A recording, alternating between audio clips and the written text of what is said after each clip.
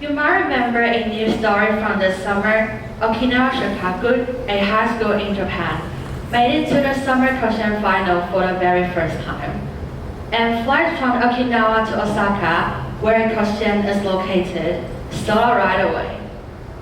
Many residents were so determined to support their team, they even decided to fly through Taiwan to transfer back to Japan, just to witness what might be the last summer of many high school players. If you have never heard of cross-country, it is actually not just a baseball tournament. It's a dream of every high school player in Japan. And for them, it's not only about winning. It's about standing on that soccer field, even just once, and to leave behind something they can never repeat. Every year, more than 3,000 schools compete for the tickets to cross-country. And some people reckon that summer ends when cross-country ends, because for many players, when their last game is over, so is their youth. So every year, they take off their cap, bow to the crowd and cry, not because they lost the game, but because they gave everything they had. The road to get there is long and brutal. One mistake can end a 3-year journey. But still, every summer, these students pick up their bats and gloves, chasing the same dream as the generations before them. Some people say that when you stand on that field, you can feel every dream that has ever been broken and every dream that still dares to hope. And that's why I think student sports and also cross-country touch me so deeply, because I've seen what it means to give everything you have but still fall short. And I believe for all of you sitting here today, you might have a cross-country moment in your life too. The moments you worked so hard for something but still didn't get the result you hoped for. Or the moments that you believe that would work out, but it still didn't work out. And there is actually a very famous quote in cross-country, which is called 90% of the high school players will fail here at cross-country. That statement touched me very deeply, because that statement made me so relatable, because I have seen what it means to give everything you had but still fall short. So it all began in the summer of 2023 when I first served as an English reporter for Team Korea during the Under-12 Baseball World Cup. And during the time, I realized that in East Asia, most media focus only on the results or the athlete's appearance. Some headlines actually frustrated me deeply. I think the reporter often ignore how much effort these young athletes had put in, or worse, reduce them to mere numbers. And as a baseball fan growing up, this was hard to accept. So I wanted to write differently, to tell the stories behind every win and loss. I remember Team Korea's last game, it was against Team Venezuela. And if they lost, their journey would end there. And I still remember that they made an all-out effort, pushing the game into the extra inning. And at the same time, every pitch, every hit was filled with pressure. And the stadium was tense and the air felt heavy. But after the final out of the opposite team came, which led to the end of the game, the pitcher of Team Korea fell to his knees on the mound, buried his head in his arm and cried. That image broke me because I couldn't really bear to see those tears, and I ran out of the stadium. It was one of those moments when the silence felt louder than any other cheering crowd. So at that night, I kept thinking, what could I possibly do for them when the words seemed so powerless to change the outcome? So I think that's exactly why we tell stories.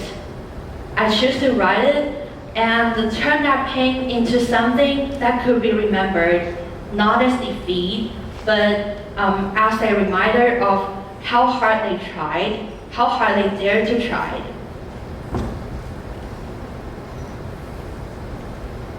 And this is a photo of them burying his dad in his arms. And later at the tournament, I encountered another team, which is Team New Zealand. And I wasn't their reporter actually, but after meeting them in the stands, I realized that many of their players, actually they could only come to the World Cup because their parents had raised funds together, trying a lot of effort to make this dream possible. And for some of their players, this might be the only summer in their lives that their performance will be noticed by the world. But actually, throughout the whole tournament, they didn't win any single game. But still, every time when I stood by the field, I could still hear the parents from the crowd shouting about unlucky, nice try. Their voices carried not disappointment, but pride. So after their game against Team Korea, I saw the players from both teams exchange gifts and hug, laughter. At that moment, I saw something beyond the scoreboard. I saw a shared love for the game and a respect between dreamers. Some sports professional once told me that kind of article isn't necessary. No one will really read it. But even if only a few people read it, if it makes them feel seen, if it makes one child feel seen, one parent feel proud, and one dream feels continue pursuing, it's already worth it. So as the tournament was ending, the parents reached out to me and said, even though the kids didn't advance, they were still very happy. Because finally, someone noticed how hard they tried just to step onto this field.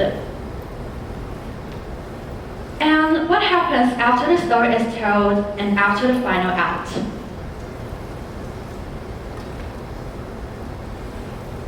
Last summer, I joined the official media team for the World Sport Championship, which was held in Macau, a place where sports are often overlooked, the resources are limited, and the victories are hard-earned. During the tournament, I encountered home team Macau. They defeated their long-term rival, Hong Kong, a team they hadn't beaten in 5 years. So that moment was feel like magic. The chair was filled in the stadium, and the audience was lining up to take pictures with them. And that moment is super magical, but I knew it would fade if no one captured it. I still remember the chants in the stadium and the squeak of the shoes on the court and the tensions on the players' faces as the final countdown ticks away. The audience held each other's hands and the teammates encouraged each other, patting each other on the head on and off the court. Every score seemed to lift the entire crowd, and you can feel the weight of years of effort and hope pressing down on those few minutes. For many of those players, this was the last game of their high school career, and maybe also their first international competition. So, from the moment they joined the representative team, since they were still kids, they had never beaten Hong Kong, and they had never ever seen their seniors do it either. But here they were, trying their all-out efforts to get there and taking on the world with nothing but their hearts and ears. Each shot, each pass, it wasn't just a play. It was a gamble of their years, courage, and dream. And every play was a tiny spoon that shining in the last summer of their years. So, to the public, this victory might have seemed like a fleeting firework, beautiful but quickly forgotten. But to the players, it means everything. It's more than just a game. I think it's something that should be kept and should be remembered. So I decided to not just mention the score. I made a documentary-style interview featuring the home team. I wanted to preserve the emotions, the voices, and the untold stories. And it wasn't until later that I realized maybe I wasn't just telling stories. So before the game, Macau's basketball was barely recognized. But after the story came out, the kids started seeing basketball differently. They weren't just playing, they were dreaming. And suddenly, basketball wasn't just an interest or a hobby. It became a goal that they could see as a goal in the future. And people began to believe that maybe Macau could also have a place in the international sports community. And that's when I realized sometimes journalists are not just messengers. Sometimes we are part of the impact. But still, not everyone understands why I do this. You might ask, why write about youth sports? No one clicks on the stories without big names.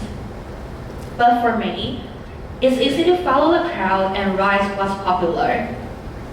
But we grow through the stories we dare to tell and the emotions we choose to honor. And according to a research by Aspark, in Japan, more than 80% of the high school baseball players see their journey end at graduation.